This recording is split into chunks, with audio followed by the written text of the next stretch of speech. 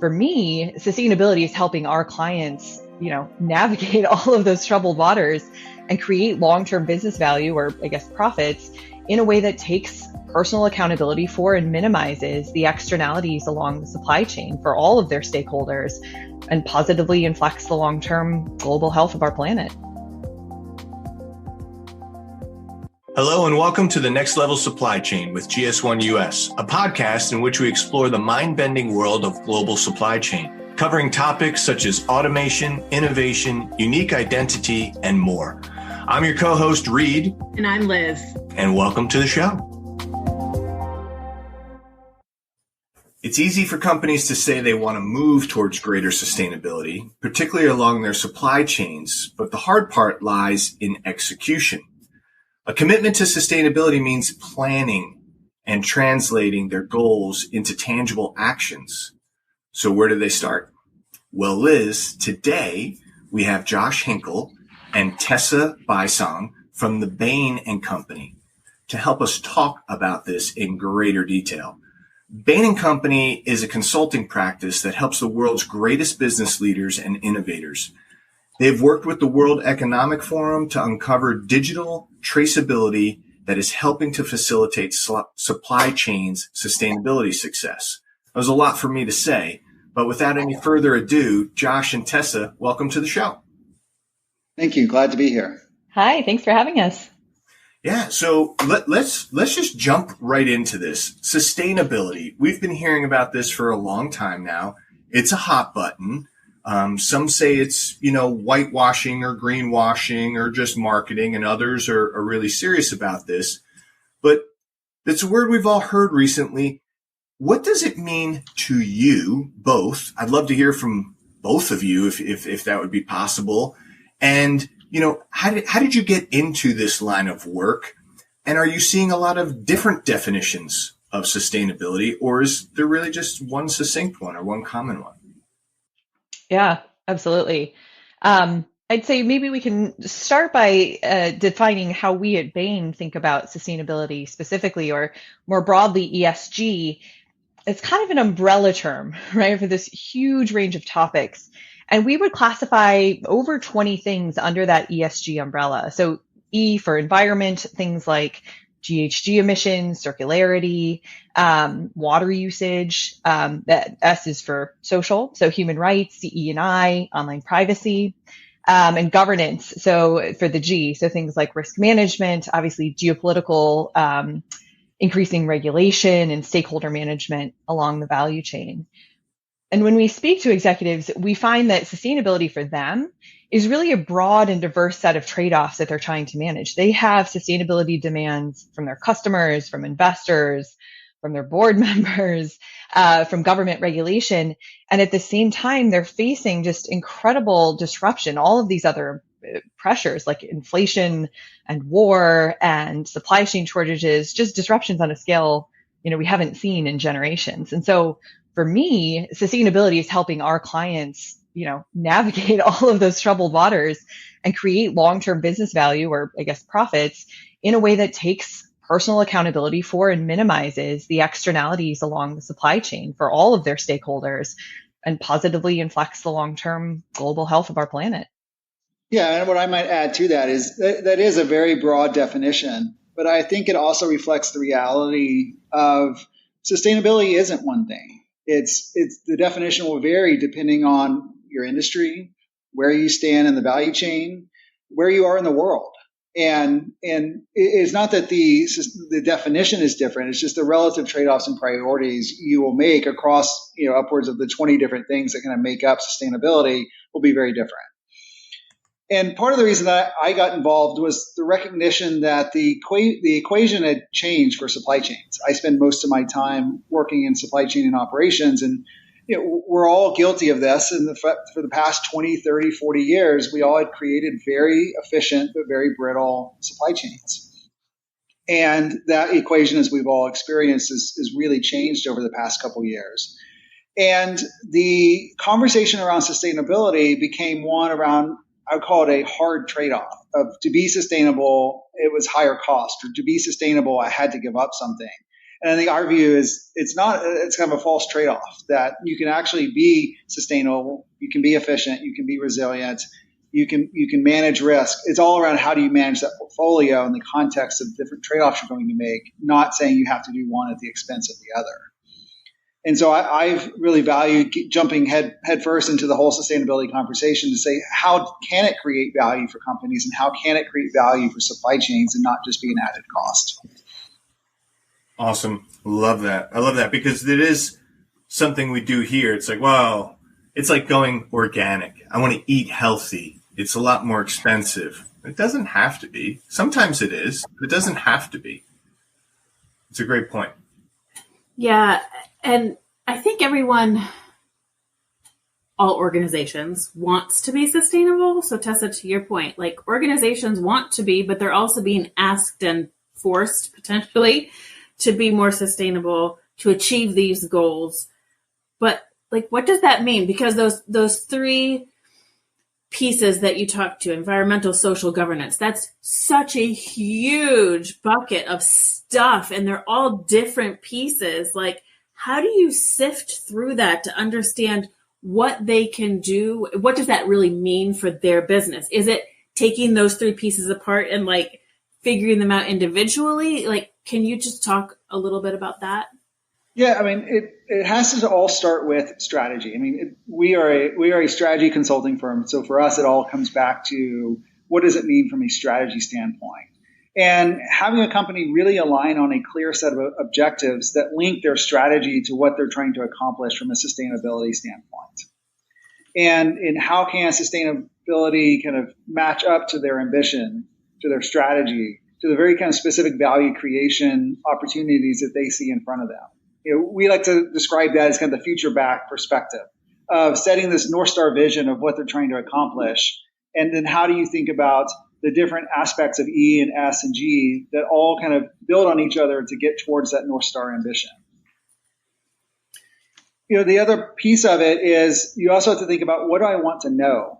This gets back to the work we've done with the World Economic Forum on traceability. Once you've set those ambitions, a message I think you'll hear us hit a couple times today is many of these things you can't do alone. You can't do them within the four walls of your company. You really have to have cooperation across your value chain.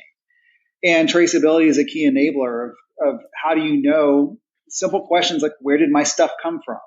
Right? That becomes a core kind of question and capability that many companies are having to build as they think about their sustainability objectives. It reminds me of that saying, I think, hoping I get this right, Stephen Covey, begin with the end in mind. Like yes. Really knowing what you're trying to get, what that problem is you're trying to solve, and backing into that. That's right. And thinking about scaling from the very beginning, right? What you don't want is to get to the end of a pilot or the end of your kind of first 6 months into a sustainability objective and then realize that what you've designed it's great, but it can't be scaled. And so it's not only starting with the endpoint in mind, but also thinking about like, how am I going to bridge from here to there in a way that creates a repeatable flywheel? Yeah, I think it's a great fundamental practice to put in place. It's like following a map. It's like, okay, we want to go from here to there. And okay, do we need to cross water? Or is it calm water? Is it a large ocean? Like those types of things that come into place. I love that you brought up, many things can't be done alone. And then that part of where did this stuff come from? Because at GS1, that's what we see with leveraging standards for identification and global location numbers. And, most people think like, oh, UPC, it just tells me the price of something at the point of sale. Well, yes, it does. But it also has a lot of other information that's in there that's critical. And we're starting to see a lot of folks in retail that had what we called closed loop systems, right? They make their own product. They label their own stuff. They put it into their own distribution. They put it into their own stores, and it all stays within their four walls, if you will. Now want to get into sustainability, and they're like, how can we share more information about the attributes of the product and, what material it was made of? And it started this whole conversation, and they're like, now we should maybe leverage, global trade item numbers and tie that to that. So we've been having those conversations. So it's very exciting to hear you say that as well. I'd like to know, is there a right way or a wrong way about going about sustainability and a right way to be sustainable? Do you have some clear examples you can share with our audience? Yeah. I mean, it's going to take, like, as Josh said, there's going to be parts that, that you hear us beat the drum about a couple times because we think it's so fundamental. But the right way to be sustainable, particularly if you're thinking about your value chain and creating a more sustainable value chain, is absolutely to start with strategy. You have to, right? The wrong way is to continue what we see a lot of companies doing, which is sort of this 1,000 points of light, where there's initiatives across supply chain down to consumers with stakeholders along the way, trying to create sustainability initiatives, trying to create traceability initiatives, and no cohesive, where are we headed? How are we going to get there? How does everyone play together and meet that goal? So that's the most important thing. Starting off with those, that end goal in mind, creating that scalable path, starting from some, tangible high value use cases, failing fast and trying again, but making sure that it's all on that path toward the same goal. Josh said it again. You can't do it alone. So you cannot be sustainable. You cannot have a traceable supply chain by yourself. You're going to have to work with your suppliers. You're going to have to work across your ecosystem. You may have to work with consumers. And then the other point that I think we wanted to mention as well, when you were kind of talking about, increasing regulations and global standards, you're also going to have to prove that you're doing what you're saying, right? That if you're going to meet those regulations and standards, if you're going to say that you're sustainable, if you're going to avoid that greenwashing label, the right way to be sustainable is to have in mind that you're going to need to prove these claims. And so as part of that plan, as you develop a more sustainable supply chain, I think that's where we get excited about traceability as well, because by definition, that data collection process gives you the proof that you're going to need for the claims that you're making, either to governments, regulators, standard setters, and your customers. I think one really good example that we love of a company, working on sustainability, but using this traceable supply chain tool idea to get there, is an apparel manufacturer that we worked with. So they had some concerns about the provenance of some of their commodities, making sure that some of their commodities don't come from certain regions in the world for a whole bunch of complicated geopolitical reasons. And so, they started with an end goal. What's sort of the North Star strategy of where we want to be, and picked a use case for one commodity to kind of test and get there. So we followed that. How do you do sustainability right strategy, right? Set out the North Star strategy, help them map their value chain back 6-7 tiers all the way to the field, better understand where the control points or pinch points are along that value chain where the data is really, really important to get, because it's not equally important at every step. And then help them think through, what is the relative influence that you have at each step, and who do you partner with, and how do you find the right relationships to get access to that data that you need at each of those steps. And then I'm sure we'll talk more about it later, but defining the technology that you need to gather, extract, store, share, et cetera, the data. And then ultimately, they are going to be able to have some of the first rounds of product with this commodity clearly and documentably, I'm not sure if that's a word, sourced from the regions that they feel safe with it being sourced from on the shelves, which is really cool because it helps, their brand value, and it, ensures that human rights and sustainability goals are met more globally.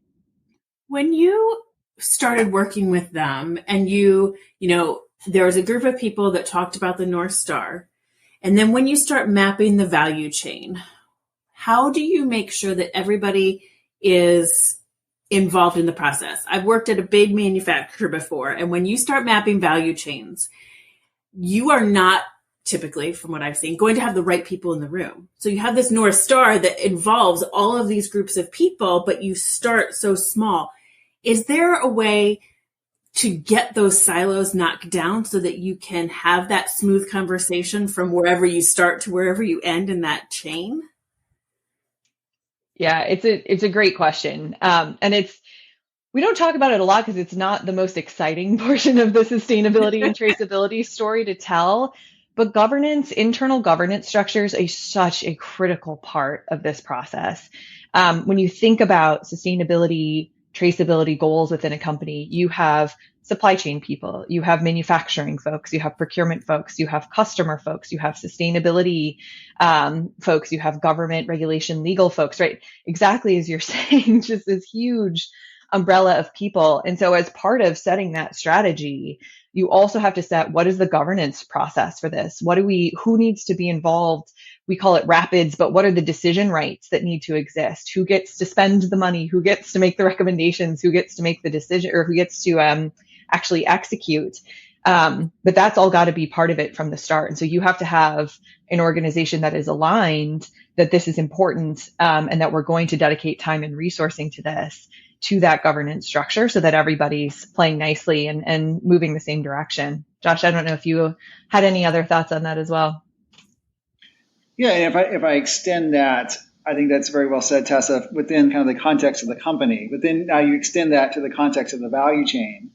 And one of the big, in the work we did with the apparel company was it's a 9-tier supply chain. And there's no way we were ever going to get all 9 tiers to the table. And so it was really a conversation around two areas. One is, what are the key control points?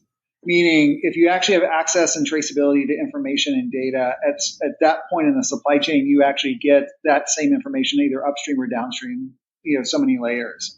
And in their supply chain, the reality is there's probably 2 or 3 control points that you really do matter in the context of traceability. And then marrying that up to then essentially who has the power. So in a perfect world, the power dynamics sit with the control points, but that's actually not always the case. And so you're thinking about not only what are the key control points, but then what are the power dynamics. And in a world where if you had traceability or you had sustainability initiatives, are the power dynamics changing? And so not only thinking of those power dynamics today, but thinking of those 5 years from now, 10 years from now, it was an important part of the conversation. It's just so daunting, but so very important to get everybody aligned and think through that before starting the work, because then you're going to potentially go off that North Star goal. And that leads me to my next question about how do you share with people to start? You have all of these different folks in the value chain and technologies, and specifically, Tessa, you had mentioned this earlier. There's technologies and technology providers that say, yep, we can do sustainability. Same conversation. We can do traceability, but how do you tie that all back and help companies be successful? And then I guess a side question is, how does regulation play? From a U.S. perspective, I'm not sure that there's a lot yet, but I do know, around the world there is. So if you could just share your thoughts on that, that would be awesome. Yeah, getting started is the hardest part, right? It's making sure you're on the right path, that you're not just starting another 1,000 points of light. And so again, and I apologize for the repetition, but it's setting that strategy, right? Yeah. It's having those initial conversations, it's working within your organization. It's thinking about your long-term, broader corporate strategy and how does sustainability and traceability play into that? And then all the things that we've talked about along the way, start planning for scalability, creating the partnerships, et cetera. Josh, I don't know if you want to speak more specifically about some of the technology side of things. Yeah, let me hit on two points there, the regulation and the technology. I think from a regulatory standpoint, we recognize that there's many conflicting pressures that businesses face today, both, in the form of social forces, political forces, and in some ways they're going to have to make decisions and move forward in absence of a regulatory framework. And hope that they can, as they make progress, they're able to use that to influence, where the regulations go within their industry. At the same time, regulation will be a factor. And I think companies have to recognize that the governments are trying to figure this answer out. This is a really complicated question. Companies don't have the answer. Government doesn't have the answer. It's all around how do the two sides work together to test what works, keep what works, throw away what doesn't, and continue to push the conversation forward. We were speaking with a regulator in Europe, and he was very open about this. He's like, I don't have all the answers, but I know we have to do something, and so we're going to start moving forward. And so, but there's a real opportunity in absence of some of that knowledge for governments to help inform the conversation, or for companies to help inform the conversation with the regulators. I think from a technology standpoint, also recognizing that there's a lot of companies that will tell you that they can do sustainability. There is a lot of vaporware out there, and really having to push on, and not that the company can't do what they say they're doing, but really kind of getting underneath the marketing material to say, but here's the use case I'm really trying to solve, and how the technology either is suited for or not suited for that specific use case. And as we've talked about, you can't do this alone. And so I think one of the fault paths we see is companies try to say, well, I need technology then up and down my value chain. I need to get everyone to agree on the technology. I think what we would say is that's kind of a path kind of fraught with risk. It's actually much more important to think about interoperability of different technology and how do you get different systems to talk to each other and share information in a standardized way than it is about getting everyone on the same technology. It would be great if everyone could. And, there's technologies out there like blockchain that kind of have the aspiration to tie together across a value chain onto a common technology. It's just, I think there's still a lot of experimentation going on around kind of what technology wins out. And I think as you know well, from your chair, the standardization of the data and the metrics is actually the harder part than figuring out the technology. Yeah, we really pride ourselves on being flexible with the technology so that you can have that same standard of information flow in and out, whether it's a blockchain or it's an RFID tag or a barcode. Those are all different ways to transport data. I'd like to see business is so competitive, right? And everyone's looking for that angle. Are there ways that companies are actually working together? You said you can't go about this alone, right? You need your customers, you need your suppliers. And maybe that's the easier route to go. Like if you can get your ecosystem of partners in place and to work with you, or maybe there's competitive ways where you talk about interoperability, of recycling or use or best practices or things. Do you all have some examples of where businesses either in their ecosystem or within competitive environments are working together to provide for a more sustainable environment for all of us? Absolutely. In the world of traceability, this is one of the hard parts of it is you're going to have pre-competitive arenas where suppliers and companies and competitors and customers can all work together to create a solution. And then it's kind of you step outside of the pre-competitive space and then you're back in kind of normal business competition mode.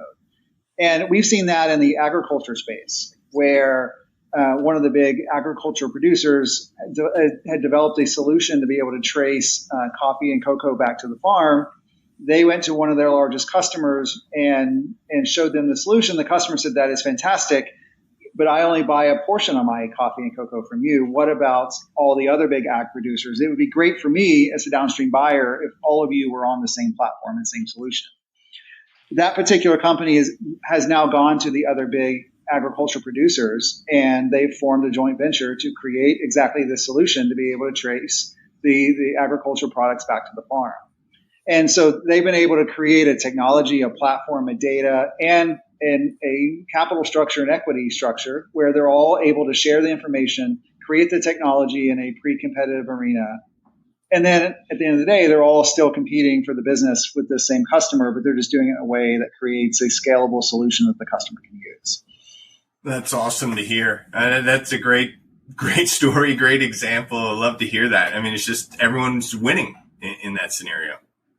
That's right. Another really cool example we have is from our work with the World Economic Forum. We helped stand up a pilot that included, this is more kind of up and down the value chain. So Ralph Lauren, a technology company called Everything, and a fashion resale site called Vestiaire Collective. For fashion brands, resale is exciting, but presents a lot of risk, right? They don't have a whole lot of control over where things are sold. Often there are knockoffs or fakes sold on sites with their brand on them. That creates a ton of brand risk for them. And of course, they're not participating financially in that sale of their product. And then for, the resale sites, authentication is incredibly expensive, right? You've either got to get the seller to take detailed pictures and employ people to kind of comb through those, or in, incredibly expensive scenarios, actually send someone out to go look at a product. And so they're certainly looking for ways to make that less expensive, but have as much authenticated product on their platform as they can, which helps their brand as well. And so kind of solving those problems together with the added goal of circularity, right? If we're able to resell fashion, we know fashion is a huge contributor to environmental problems today. If we're able to increase resale rather than folks buying new things all the time, that has huge broader benefits as well. So that kind of shared vision brought that group together. And they were effectively able to embed, it's kind of a scannable from everything in some Ralph Lauren products that then will be sold. And when resold, easy to scan by the seller, takes you to an instant site that authenticates it's a true Ralph Lauren original. So that saves, a ton of time and money for Vestiaire Collective when it's sold on their site. The consumer has a lot more trust in both the site and the Ralph Lauren brand. And then that delta in cost between what it used to cost them to authenticate versus what it is today can be shared among the parties involved in that transaction.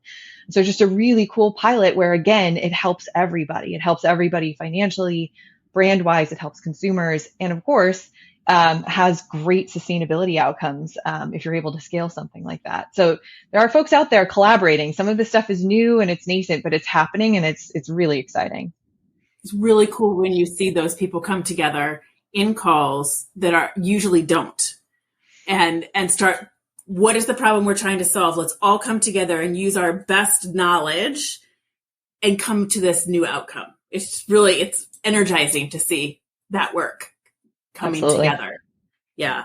And you kind of touched on my next question, more from a consumer side. So we know, well, at least in my conversations with the consumers that I know, they want their products to be more sustainable. And they're sometimes, I think, willing to pay more for it. But what does that mean? Like, are you seeing consumers engage and ask brands, whether it's food, whether it's apparel, to be more sustainable and are they willing to pay for it? Yeah, this is one of the places where we're most excited about the possibilities of traceability for our clients. It's that ability to better engage with our customer about the sustainability profile of their products. With traceability, companies are able to, as we've talked about, validate the origin and composition of their products, which is often really important to consumers. They can trace and share information about emissions and other environmental impacts along the value chain.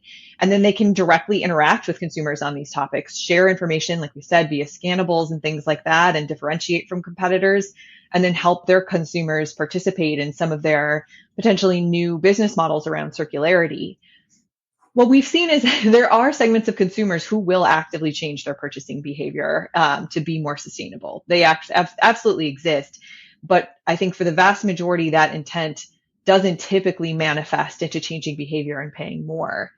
But I think ultimately, we know that certain sustainability requirements are going to become industry standard, whether consumers are willing to pay for them or not, right? It is the way the tide is going, either from consumer demand or regulation, et cetera. And so it's really important for companies not to wait for consumers to be ready and to pay top dollar for that, but to get out in front quickly so that they can set those standards that are going to be widely held across their industry before their competitors get there. And then they've helped set standards they can already meet and their competitors have to follow. Unfortunately, we're running out of time. I would love to maybe extend this conversation or maybe have you all come back, but we do need to start wrapping this up. So I want to move to our last two questions that Liz and I always get into, and I'll go first. And Josh, I'm going to start with you.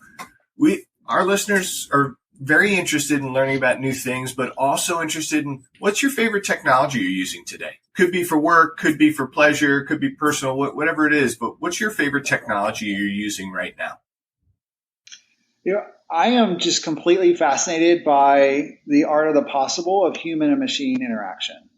Like you had told me when I was a kid that I could speak to this little black dot on my desk and order anything I wanted to be at my house the next day. It was unfathomable. And that's a very simple use case of human machine interaction. And, some of the technologies that I've had a chance to kind of witness around kind of natural language interpretation and the ability for, I spent a lot of time in supply chain and operations. For me, I was a warehouse worker. I could walk into a warehouse and, kind of prescribe, say I was taking inventory. I could just kind of talk in a very natural way around kind of what was on the shelf, where was it, how many were there, and then the ability of the machine to completely translate that to a standardized form.